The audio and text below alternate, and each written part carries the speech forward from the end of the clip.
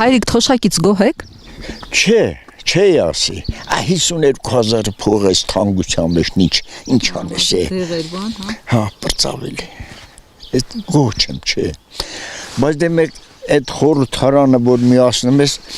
այս դեպուտատը այսքան միլիոն ստեղից հաստանում, այն դեպուտատը այնքան միլիոն ընդեղից հաստանում, այսքան դոլար ունի, այս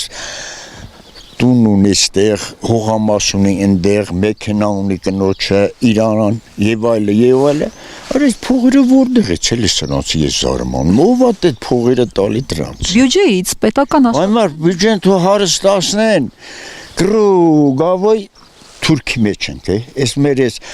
ամենանեղ հատվածնա, մեր այս զանգերնա, նեղ հատվածնա, տես են սարի հետևը թուրքնա, են սարի հետևը թուրքնա, ամենանեղ հատվածնա, կմտնեն, կկտրեն զանգեզուրը Ղարաբաղի նման, որը կկոտորեն, որը կքշեն կհանեն, զանգեզուրը կվեկալեն։ Բայց հիմա թուրքերի հետ բարեկամության են գնում։ Թուրքը կարմիր խնձոր լինի, գրպանդ մի տիր։ Այդպեսի Վայ,